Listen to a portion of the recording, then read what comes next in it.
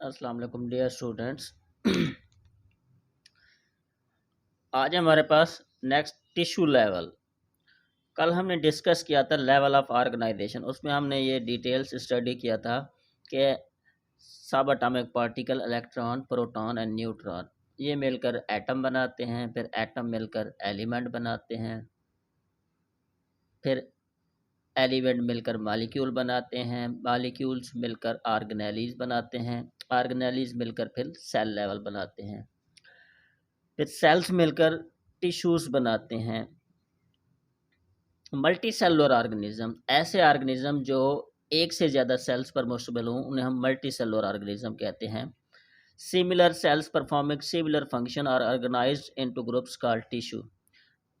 ऐसे जानदार जो एक से ज़्यादा सेल पर मुश्तमिल हों, जैसे इंसान, जानवर, पौधे वगैरह, इनमें एक ही जैसे सेल्स जो एक ही जैसा काम कर रहे हों, वो आपस में इकट्ठे होकर एक ग्रुप बना लेते हैं। उन ग्रुप ऑफ सेल्स को हम टिश्यूज़ कहते हैं।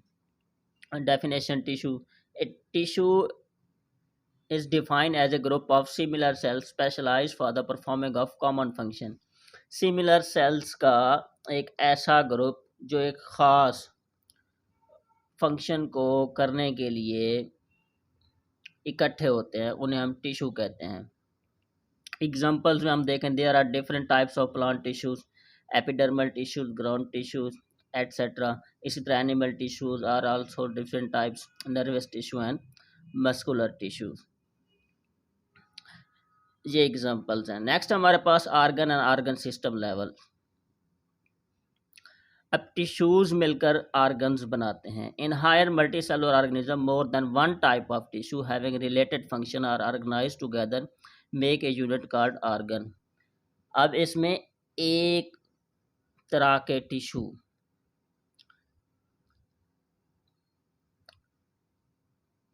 या जैसे हम कहते हैं ना कि एक तरह के टिश्यू एक ही काम कर रहे हों, उसी तरह कोई और टिश्यू जो दूसरा काम कर रहा हूँ, फिर और टिश्यू जो उससे और अलग काम कर रहे हूँ, इस तरह के टिश्यू आपस में इकट्ठे होकर एक यूनिट बना लेते हैं।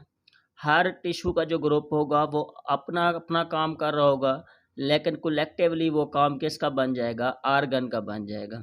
तो इस तरीके से more than one type of tissue having related function are organised together, कि एक से ज़्यादा टिश्यू जिनके फंक्शन एक दूसरे से मिलते जुलते हों, डिफरेंट फंक्शंस, हर टिश्यू अपना अपना काम कर रहा हो लेकिन मिलते जुलते हों, तो मिलकर क्या बनाते हैं? एक आर्गन बनाते हैं। Different tissue of an organ perform their specific function और these function collectively become the function of an organ. हर टिश्यू अपना अपना काम करता है और मुकम्मल तौर पर वो काम किसका बन जाता है? आर्गन का। मिसाल के तौर पर, for example, stomach is an organ specialise for the digestion of protein and storing food. मैदा हमारे पास एक ऐसा आर्गन है जो प्रोटीन को डाइजेस्ट करने का काम आता है और ख़ुराक को स्टोर करने के काम आता है। अब इसके अंदर जो टिश्यूज़ हैं वो दो तरह के होते हैं। एक होता है एपिथेलियल टिश्यू, दूसरा है मस्कुलर टिश्यू। एपिथेलियल टिश्यू का काम क्या होता है? वो गैस्ट्रिक जूस को सेक्रेट करता है जो प्रोटीन को डाइजेस्ट करता है।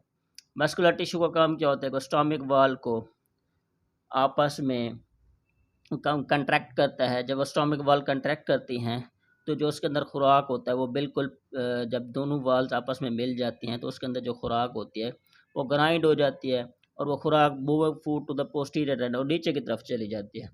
तो इस तरीके से एपिथेलियल टिश्यू अपना काम करता है, मस्कुलर टिश्यू अपना काम करता है। लेकिन चूंकि हैं ये स्टोमिक के अंदर, तो ओवरऑल काम किसका बन जाता है? स्टोमिक का।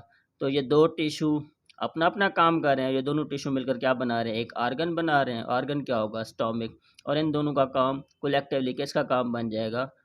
आर्गन का, स्टोमिक का। So the two tissues perform the specific function which collectively become the function of stomach. दोनों टिश्यू अपना अपना काम कर रहे हैं जो मुकम्मल इकट्ठे होकर किसका काम बन जाता है? स्टोमिक का।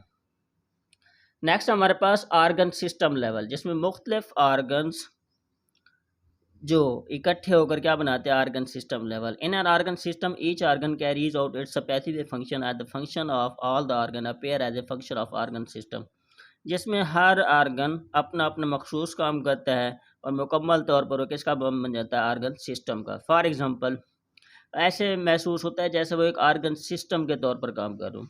डाइजेस्टिव सिस्टम में हम देखें कौन कौन से आर्गन काम करते हैं। सबसे पहले डाइजेस्टिव सिस्टम में ओरल कैविटी, जो खुराक, ओरल कैविटी का काम क्या होता है, जो मुंह वाला हिस्सा है, खुराक को सेलेक्ट करना, फिर चबाना। उसके बाद फिर स्टमक का काम शुरू होता है। स्टमक का काम क्या होता है, खुराक को स्टोर करना और प्रोटीन को डाइजेस्ट करना। फिर स्मॉल इंटेस्टाइन का काम, इसका काम क्या होता है, करो कार्बोहाइड्रेट लिपिड को डाइजेस्ट करना। फिर लार्ज इंटेस्टाइन, इसका काम क्या होता है, इसका काम ये होता है खुराक के अंदर जो बाकी रह जाने वाले मटीरियल हों जो डाइजेस्ट है उनको डाइजेस्ट करना। लीवर का काम क्या होता है, खुराक के अंदर जो टॉक्सिक जहरीले मटीरियल हैं उनको एलिमिनेट करना।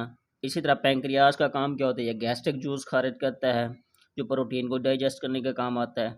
अब ये सारे मिलकर अपना अपना काम करते हैं। ओवरऑल ये काम क्या बन जाता है, आर्गन सिस्टम लेवल के। क्या, ओरल कैविटी एक आर्गन है, स्टोमिक एक आर्गन है, small intestine, large intestine, liver, pancreas, ये सारे अलग अलग आर्गन है, या लेकिन मिलकर एक ही काम कर रहे हैं। तो ये मिलकर क्या बनाते हैं, organ system level. All these organ help in the process of digestion. ये सारे आर्गन्स किस में हेल्प करते हैं हमें, डाइजेशन के प्रोसेस में। अब ये तो था इंसानों या जानवरों में, जबकि जो पौधे हैं उनके अंदर इस तरह का कोई निज़ाम नहीं होता बाकायदा कि आर्गन सिस्टम लेवल हों, आर्गन्स हों, उनमें डाइजेशन का कोई ऐसा ख़ास निज़ाम नहीं होता।